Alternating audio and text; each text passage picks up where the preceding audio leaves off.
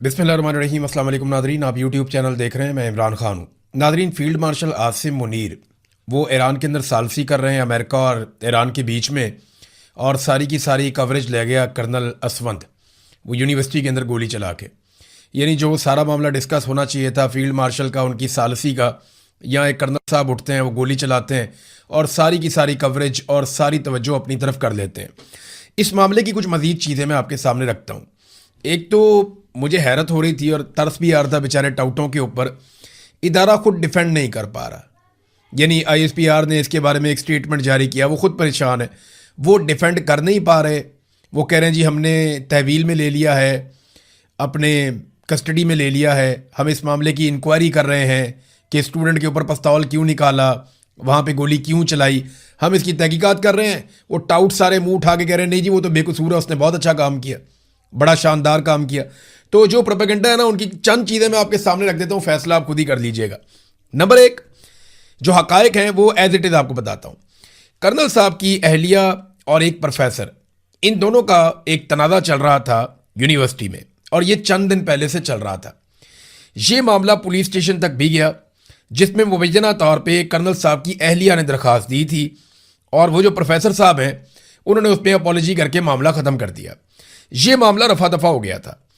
तलबा का एहतजाज चल रहा था यूनिवर्सिटी में, वो दीगर इशूज़ भी साथ में थे, और ख़ातून की जानिब से इस मरतबा बजरिया फैमिली कर्नल साहब को, यानी उनके शौहर को और पुलिस को बुलवाया गया। कर्नल साहब जनाब पिस्तौल लेकर पहुंच गए यूनिफॉर्म के अंदर, यूनिवर्सिटी के अंदर। हालांकि ये बिल्कुल मुनासिब नहीं था कि वो इस अंदाज में हथियार लेकर मुसल्ला होकर यूनिवर्सिटी के अंदर आ जाते और इतने हसास मामले में आकर मैन हैंडलिंग करते, वो ये कर नहीं सकते थे। बहरहाल वो पहुंचे, वो पहले से ही बहुत गुस्से में थे, क्योंकि माजी में वो ये जानते थे कि एक तनाज़ा उनकी अहलिया का एक दूसरे प्रोफेसर के साथ चल रहा है। तो मैंने इसको एक एक फ्रेम करके पूरी फुटेज को देखा। एक एक फ्रेम करके जब आप देखते हैं तो आपको नज़र आता है कि किसी ने भी पहल नहीं की। सबसे पहले कर्नल साहब बहुत गुस्से में थे, वो तेज़ी से आते हैं और एक नौजवान जो सफ़ेद कपड़ों में खड़ा है उसको अपने दाएं हाथ में पकड़ी हुई छड़ी के साथ कर्नल साहब मारते हैं ज़ोर से। अच्छा, इस पे नौजवानों ने कर्नल साहब को आवाज़ें लगाई कि भी ये क्या कर रहे हैं आप, आपको किसने हक दिया है। तो इस पे कर्नल साहब क्या करते हैं कि अपनी छड़ी को उल्टे हाथ में ले जाते हैं और अपने सीधे हाथ में अपना पिस्तौल पकड़ लेते हैं, और पिस्तौल पकड़ने के बाद वो एक लाल कपड़ों में मलबूस नौजवान को पिस्तौल से उसके सीने पर रख के उसको पॉइंट करते हैं, उसको पिस्तौल से धकेलते हैं। ये देखकर नौजवान डरने की बजाय मजीद वहां पे इकट्ठे हो जाते हैं।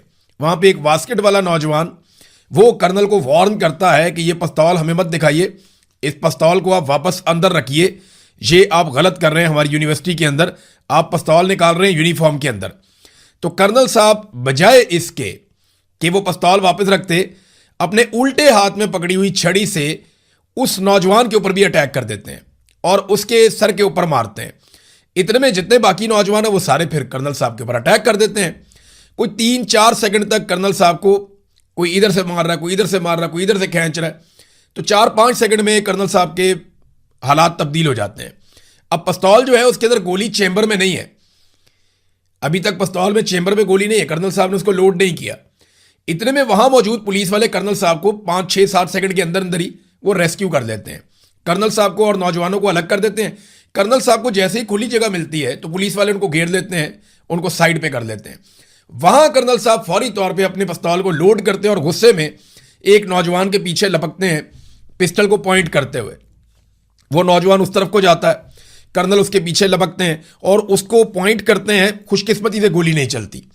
जब गोली नहीं चलती और कर्नल साहब की अहलिया उन्हें कपड़ों से पकड़ के खींच रही होती हैं कि आप ऐसा मत करें, आप ऐसा मत करें, वो कर्नल को मना कर रही थी। तो उस वक्त कर्नल साहब हवाई फायरिंग करते हैं 2 मरतबा और नौजवानों की तरफ पिस्टल पॉइंट भी करते हैं। ये है वो पूरा वकूआ जो मैंने आपको बताया। अच्छा, इसमें एक बात और अपने ज़हन में आप रखें कि अगर ये हरासगी वाला मामला था भी तो वहां पे उस वक्त मौके पर पुलिस मौजूद थी। कर्नल साहब पुलिस से बात कर सकते थे, ना कि डायरेक्टली नौजवानों को मिस हैंडल करते या मैन हैंडल करते। यानी पहला जो डंडा है वो कर्नल साहब ने मारा, दूसरा डंडा भी कर्नल साहब ने मारा, उसके बाद पिस्तौल एक नौजवान के सीने पर भी कर्नल साहब ने लगाया, और उसके बाद फिर नौजवानों ने रद्द-ए-अमल दिया। 3 वायलेशंस कर्नल साहब ने किए। उससे पहले कर्नल साहब को हाथ किसी ने नहीं लगाया। नौजवानों ने चपेड़ें तब मारी एक मर्तबा एक नौजवान के सीने के ऊपर उन्होंने पिस्टल रखा और दो नौजवानों के ऊपर उन्होंने डंडे के साथ अटैक किया। जब ये 3 मर्तबा कर्नल ने किया तो फिर नौजवानों ने आगे से चपेड़े मारी या उनका गिरेबान पे उनके हाथ डाला, और फिर कर्नल साहब ने बजाय इसके कि कर्नल साहब पुलिस से मदद लेते, इंतजामिया से बात करते, उन्होंने पिस्तौल लोड किया और वहीं पे फैसला सुना दिया। पहले उन्होंने सीधी गोली चलाने की कोशिश की, खुशकिस्मती से नहीं चली, तो फिर उन्होंने 2 मरतबा हवाई फायरिंग करके लोगों को मुंतशिर करना चाहा। नौजवान वहां से भागे नहीं और कर्नल साहब को अपनी गलती का एहसास हो गया। वो उनके चेहरे पे नजर आ रहा है कि ये नौजवान तो नहीं भाग रहे, अब क्या करूं मैं। तो पुलिस वालों ने वहां पे कर्नल साहब को अपनी हिसार में लिया और उन्हें लेकर साइड पे चले गए। अब इसमें ना 2 पहलू हैं। एक तो ये वो खातून वाला मामला जो कर्नल साहब की अहलिया है, वो मामले में अगर खातून का मौक़िफ़ दुरुस्त है, जो बज़ाहिर अगर लगता है कि दुरुस्त है, क्योंकि इस पे एक तरफ का मौक़िफ़ है ना आपके पास, वो जो प्रोफेसर जदून है उसकी तो आपने बात ही नहीं सुनी, या वो जो बाकी नौजवान है लड़के लड़कियां उनकी तो आपने बात ही नहीं सुनी। उसके बारे में तो आप नहीं जानते ना कि उनका मौक़िफ़ क्या है। उनका मौक़िफ़ जो है वो बिल्कुल ही बरअक्स है। आप वो सुने तो वो ऐसा लगता है कि वो सच बोल रहे हैं, वो ठीक बात कर रहे हैं। लेकिन अगर आप यहां पे कर्नल साहब की अहलिया की बात सुने या बाकी लोगों की सुने तो आपको लगता है ये सच बोल रहे हैं। तो वो एक तनाज़ा है जो पुलिस हल कर सकती है, इंतजामिया हल कर सकती है, या अदालत में हल हो सकता है। इन दोनों वाकयात को ना आपको अलग अलग करना पड़ेगा, क्योंकि कर्नल आम आदमी नहीं है। देखिए, मेरे जैसा बंदा होता ना शायद इससे ज्यादा रिएक्ट कर देता, क्योंकि मैं ट्रेंड ऑफिसर हूं ही नहीं, मैंने कहीं से तरबियत ही नहीं ली हुई, मैंने यूनिफॉर्म भी नहीं पहना हुआ, मेरे पास सरकारी पिस्तौल भी नहीं है। बात को समझ रहे हैं आप? एक आदमी ट्रेंड फोर्सेस का आदमी है और सीनियर ऑफिसर है, उसके पास सरकारी असला है, उसके पास अपना यूनिफॉर्म है, उसका एक तकद्दुस है, और वहां पे पुलिस वाले मौजूद हैं जिनकी वो रिस्पॉन्सिबिलिटी है लॉ एंड ऑर्डर की। तो वो आदमी कानून अपने हाथ में नहीं ले सकता। और अगर आप माहौल को गौर से देखें तो ऐसा कुछ नहीं था कि खुदा ना खास्ता कर्नल साहब की अहलिया को लोग मार रहे थे। अगर तो कहीं पे एक भी फुटेज ऐसी मिल जाती ना हमें, या कोई ऐसी शिकायत मिल जाती कि नौजवानों ने कर्नल साहब की अहलिया को पत्थर मारना शुरू कर दिया या उन पर अटैक कर दिया या उनके साथ खींचातानी शुरू कर दी, तो कर्नल साहब कुछ लेवल तक शायद जस्टिफाई हो जाते। लेकिन कर्नल साहब आए गुस्से में और उन्होंने गुस्से में आकर अटैक किया। अब ये गुस्सा किस बात का है? देखिए, गुस्सा इस बात का है कि मैंने यूनिफॉर्म पहना हुआ, मैं बहुत ताकतवर हूं, मेरा इदारा सबसे ज्यादा ताकतवर है, हमारे आगे कौन बोल सकता है। ये है गुस्सा असल में। ब्लडी सिविलियंस की क्या जरूरत है कि वो हमारे सामने बात करें? वो 2 टके के नौजवान है, कीड़े मकोड़े, इनकी क्या औकात है? ये एक्चुअली एक माइंड सेट है और कोई बात नहीं है। ये कर्नल साहब का माइंड सेट था जो वो गुस्से के अंदर आए। अब नौजवान पीछे नहीं उठे तो कर्नल साहब को अपनी गलती का एहसास हो गया। आप पूरी फुटेज निकाल के 10 दफा देखें, ये छोटा टोटा ना देखें, पूरी फुटेज निकाल के देखें, 10 मरतबा देखें, आपको पता चलेगा कर्नल साहब ने ही पहले 3 मरतबा उकसाया लड़ाई पे। 1 मरतबा डंडा मारा, फिर पिस्तौल सीने पे मारा, उसके बाद दोबारा डंडा मारा, और उसके बाद कर्नल साहब के ऊपर अटैक हो गया। फिर कर्नल साहब ने जो है वो बजाय, जब पुलिस ने कर्नल साहब को रेस्क्यू करके साइड पे कर लिया, तो कर्नल साहब बजाय साइड पे होने के उनकी गैरत ने गवारा नहीं किया, उन्होंने फौरन पिस्तौल लोड किया। और इस बीच में कर्नल साहब की अहलिया को किसी ने उंगली तक नहीं लगाई, किसी ने टच भी नहीं किया। हाँ, अब अगर वो मामला जो है इसमें अगर कर्नल साहब की अहलिया ठीक है तो दूसरे आदमी को सजा मिलनी चाहिए, बिल्कुल मिलनी चाहिए। किसी भी खातून को हरासा करने का किसी को भी पूरे पाकिस्तान के अंदर, क्या पूरी दुनिया के अंदर, कोई हक नहीं पहुंचता कि कोई भी किसी खातून को हरासा करे। लेकिन ये मामला जो है, ये दोनों तरफ का मौक़िफ़ सुनने के बाद आप फैसला करेंगे, एक तरफ का मौक़िफ़ सुनकर आप फैसला नहीं कर सकते। अब नाज़रीन, एक और चीज़ मैं आपको बताता हूं। टाउट्स जो है ना वो बयानियां पहले से ही बनाना शुरू हो गए हैं, तो इस केस में अब इंसाफ होता हुआ दिखाई नहीं दे रहा। यानी कर्नल की अहलिया के कहने के ऊपर 25 के करीब तलबा पे भी मुकदमा दर्ज हो गया। कर्नल के ऊपर तो मुकदमा पता नहीं कहाँ है, मैंने तो नहीं देखा अभी तक। तो 25 के करीब, हालांकि उसने आके पब्लिक प्लेस के ऊपर एक यूनिवर्सिटी के अंदर मुसल्ला होकर गोली चलाई है, उसके ऊपर FIR कहाँ है मैंने नहीं देखी। और दूसरा जो है वो जो असफंदियार साहब की अहलिया हैं कर्नल साहब की, उन्होंने प्रोफेसर जदून समेत 25 से ज़ायद तलबा और तालिबात पर मुकदमा भी दर्ज कर दिया है। एक तरफ मुकदमा दर्ज हो जाता है, मुबैना तौर पे गिरफ्तारियां भी हो रही हैं। और जो टाउट्स मिलिट्री एस्टेब्लिशमेंट के लिए काम करते हैं, मैं आपको फिर बता रहा हूं, जो मिलिट्री एस्टेब्लिशमेंट के लिए हमारे सहाफ़ी या टाउट्स जो लोग काम करते हैं, वो इस केस में बहुत ज़्यादा फेवर कर रहे हैं कर्नल को और बहुत ज़्यादा मुखालफत कर रहे हैं दूसरी पार्टी की। तो ऐसा लगता है कि मिलिट्री एस्टेब्लिशमेंट ये चाहती है कि कर्नल साहब को बचाया जाए। इंक्वायरी से पहले ही उन्होंने अपनी इंटेंट शो कर दी है कि कर्नल को इसमें बचाया जाएगा। और फंसाया किसको जाएगा? तलबा को या दूसरी पार्टी को। तो ये एक पहले से अपनी इंटेंट शो कर दी अपने लोगों के जरिए से, जैसा कि हर फैसला सुनाने से पहले इंटेंट बता देते हैं कि जनाब इस फैसले पे अमल दरामद नहीं होगा, जनाब मखसूस नशिस्तें छीन ली जाएंगी, जनाब इमरान खान को कहते तन्हाई में डाल दिया जाएगा, जनाब अस्पताल में शिफ्ट, जैसे हर चीज़ पहले बता देते हैं। इस केस में भी उन्होंने अपने टाउटों के जरिए से पहले ही बता दिया। अब पाकिस्तान तहरीक इंसाफ के लोग हैं या सोशल मीडिया के ऊपर आम पाकिस्तानी है, वो बड़े खुश हैं इमरान खान साहब के गिरबान पे हाथ डाला था तो कर्नल के गिरबान पे भी हाथ पड़ गया। ठीक है, दो तस्वीरें हैं, वो एक जैसी लगती हैं देखने में, लोग कहते हैं टिट फॉर टैट है, यानी जैसी करनी वैसी भरनी, लेकिन मेरे ख्याल में एक बहुत बड़ी ज्यादती है। दोनों लोगों में जमीन आसमान का फर्क है और दोनों तरफ के लोगों में भी जमीन आसमान का फर्क है। एक तरफ हाथ डालने वाले तालिब इल्म है, उन्होंने चंद सेकंड के लिए हाथ डाला, और एक तरफ लॉ इन्फोर्समेंट एजेंसीज है जिनको यह हक नहीं है और उन्होंने अभी तक हाथ डाला हुआ है, गिरबान अभी तक छोड़ा नहीं है। एक तरफ मुल्क का सबसे बड़ा लीडर है, अवामी लीडर, कौमी लीडर, करोड़ों लोग उसके चाहने वाले हैं। एक तरफ एक सरकारी मुलाजिम है जिसको उसके खानदान के अलावा या आसपास के चंद दोस्तों के अलावा कोई भी नहीं जानता, उसकी कोई पहचान नहीं है। फिर एक तरफ मुल्क और कौम के लिए एक आदमी सदा काट रहा है, वो लड़ा मुल्क और कौम के लिए, उसके गिरबान पे हाथ डाला गया तो वो मुल्क और कौम के लिए लड़ रहा था। एक तरफ ये सरकारी ऑफिसर सिर्फ अपनी अहलिया के लिए लड़ रहा था। एक तरफ जो लड़ने वाला है वो गैर मुसल्ला था, उस कौमी लीडर के पास हथियार नहीं था। दूसरी तरफ जो लड़ने वाला है वो मुसल्ला था, उसके हाथ में हथियार था।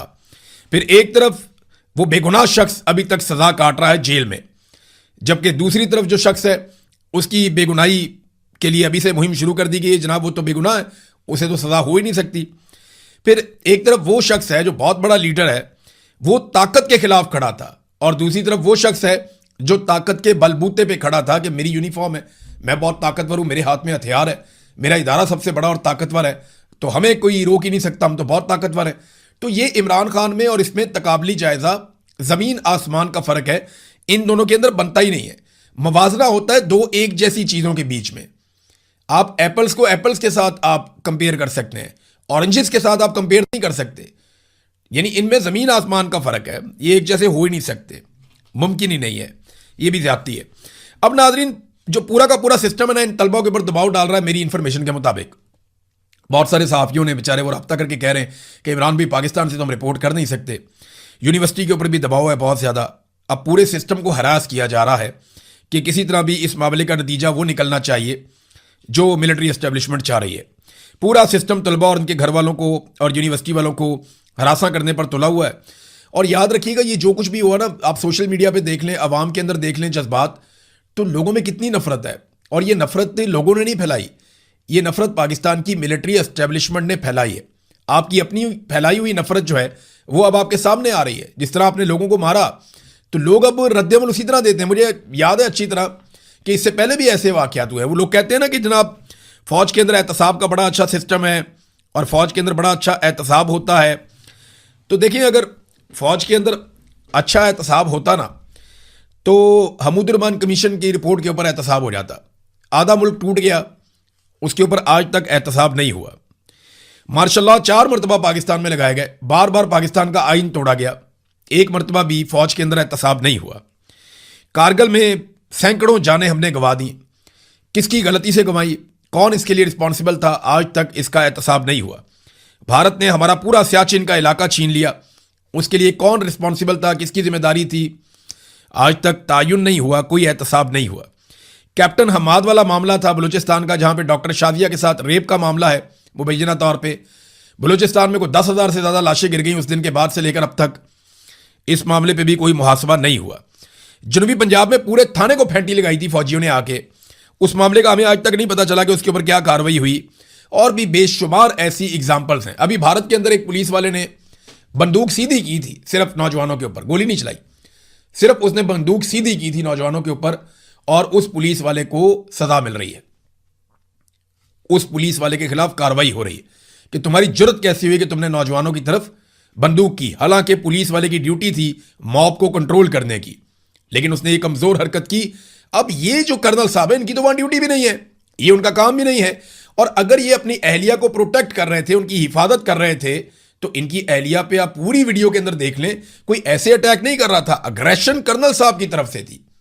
नौजवान बार बार मना कर रहे थे, कर्नल साहब डंडे पे डंडा मारते जा रहे थे, सीने पे पिस्तौलें मारते जा रहे थे, फिर आखिर उनकी बस हो गई, उन्होंने कहा यार ये क्या बदतमीजी, ये बंदा चढ़ता ही जा रहा है। फिर उन्होंने आगे से मारना शुरू कर दिया।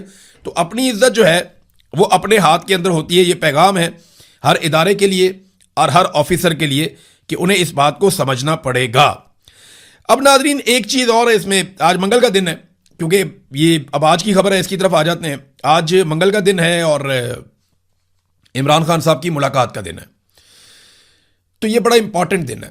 मुलाकात करवाते हैं या नहीं करवाते, क्योंकि सुप्रीम कोर्ट ऑफ पाकिस्तान के ऑर्डर में 3 बड़ी चीज़ें थी। नंबर 1, अल-शिफा अस्पताल में मुंतकिल किया जाए और वहां पे मेडिकल बोर्ड बनाया जाए। नंबर 1 ये था, वो नहीं हुआ। पहली तौहीन अदालत हो गई, अदालत का एक हुक्म नहीं माना गया। दूसरा हुक्म था बच्चों से हफ्ते में 2 मरतबा टेलीफोन पे बात करवाई जाए। वो बात हुई या नहीं हुई अभी पता चल जाएगा। अभी जमाइमा की ट्वीट से तो लगता है बच्चों से बात ही नहीं हुई, लिहाजा ये दूसरा मामला भी तौहीन अदालत में जाएगा। तीसरा मामला ये था कि इमरान खान साहब की मुलाकात उनकी फैमिली से करवाई जाए और जो हफ्ते में एक दिन मुकर्रर है ये मुलाकात जरूर करवाई जाए। सुप्रीम कोर्ट ऑफ पाकिस्तान का ऑर्डर है, किसी और का नहीं है। अब देखना यह है कि ये जो तीसरा ऑर्डर है सुप्रीम कोर्ट ऑफ पाकिस्तान का, आज मंगल का दिन है, आज फैमिली की मुलाकात का दिन है, आज सुप्रीम कोर्ट ऑफ पाकिस्तान के ऑर्डर के ऊपर इमरान खान साहब की उनके खानदान से मुलाकात करवाई जाती है या इस ऑर्डर को भी बूटों के तले रोन दिया जाता है, ये हम आज के दिन में देखेंगे। एक और चीज है बड़ी अजीब सी, मोहसिन नकवी को फरीक ना बनाकर पाकिस्तान तहरीक इंसाफ ने अजीबोगरीब काम किया। यानी जहां मेरे जैसे एक आम आदमी को समझ नहीं आ रही कि यार इसको फरीक क्यों नहीं बनाया, ये रिस्पॉन्सिबल है, आईजी भी इसके अंडर है, कमिश्नर भी इसके अंडर है, इस्लामाबाद का निज़ाम ये कंट्रोल करता है, अस्पताल भी इस्लामाबाद के अंदर है, ये आदमी फरीक क्यों नहीं बना, इसको पाकिस्तान तहरीक इंसाफ ने सारे मामले से बाहर क्यों रख दिया। वजारत दाखिला को इन्वॉल्व किया कि सेक्रेटरी दाखिला इन्वॉल्व है, लेकिन वजीर दाखिला इन्वॉल्व नहीं, ये कैसे हो सकता है, इसको बाहर क्यों रखा। अब जिस तरह मुझे समझ नहीं आ रही ना, ऐसे ही हुकूमत को भी समझ नहीं आ रही। हुकूमत ने उंगलियां उठाना शुरू कर दी। हुकूमती वज़रा कह रहे हैं जी मोहसिन नकवी को क्यों नहीं डाला। नून लीग के जो सहाफ़ी है वो ये कह रहे हैं कि मोहसिन नकवी को भी डालना चाहिए। इसकी 2 वजूहात हैं। एक तो वो ये जानते हैं कि मोहसिन नकवी जिस केस में भी उनके साथ फरीक बनेगा उस केस में वो बच जाएंगे, क्योंकि मोहसिन नकवी जो है उसकी बड़ी अजीज़दारी है आसिम मुनीर साहब के साथ। तो इस बुनियाद पर मोहसिन नकवी को तो कुछ हो नहीं सकता जब तक आसिम मुनीर साहब मौजूद हैं। लिहाजा जो भी मोहसिन नकवी के साथ किसी मुकदमे में जाएगा वो बच जाएगा। मोहसिन नकवी अगर साथ होगा तो तौहीन अदालत नहीं लगेगी, अगर वो साथ नहीं होगा तो तौहीन अदालत लग जाएगी। इस बात का खतरा भी है फेडरल गवर्नमेंट को। अब वो इस वजह से बड़े परेशान है। पीएमएलएन कहती है जी मोहसिन नकवी को साथ डाले। दूसरा वो ये भी सोचते हैं कि ये कोई खिचड़ी तो नहीं पक रही कि ये मोहसिन नकवी के साथ मिलकर पीटीआई वाले कोई खिचड़ी पका रहे हो। अगर पका भी रहे हैं ना तो मैं आपको एक बात बताऊं, मोहसिन नकवी आपको वहां रख के मारेगा जहां आपको पानी भी नहीं मिलेगा। ये मैं आपको इसलिए कह रहा हूं कि चौधरी बरादरान के साथ, इस चौधरी खानदान के साथ जो मोहसिन नकवी का ताल्लुक है ना, जो इसने उनके साथ कर दी है ना, किसी का भी सका नहीं हो सकता। आप ये देखिएगा मुस्तकबिल में तमाशा जो होगा, ये उनको नहीं बख्शा तो ये किसी और को क्या देगा। चौधरी खानदान को उनको बख्शा नहीं तो किसी और को क्या देगा। बहरहाल आप देखते जाए होता क्या है। लेकिन पाकिस्तान तहरीक इंसाफ ने बहुत ही अजीबोगरीब काम कर दिया। अच्छा, फजल रहमान साहब के साथ जाकर मिले। फजल रहमान साहब के साथ मुलाकात के बाद इन्होंने पार्लियामेंट के अंदर एक इत्तेहाद बना लिया है, पार्लियामेंट से बाहर इत्तेहाद बनाने की बात कर रहे हैं। 27 सितंबर को अब एहतजाज तो करना पड़ेगा। इमरान खान साहब ने अपने तर्ज अमल से यह मामला तो क्लियर कर दिया, और एक बात बड़ी क्लैरिटी के साथ बहुत सारे जर्नलिस्ट सोर्सेज से बता रहे हैं कि इमरान खान का यह कहना है कि मुझे चाहे ये जेल में रखें, चाहे मुझे अस्पताल में शिफ्ट करें, 27 तारीख वापस नहीं होगी, अब उसके ऊपर तुमने एहतजाज करना है। लेट्स सी, चीज़ों पर नजर रखते हैं, आपके साथ शेयर करेंगे। अब तक के लिए इतने, अपना ख्याल रखिएगा, अपने चैनल का भी। अल्लाह हाफिज़।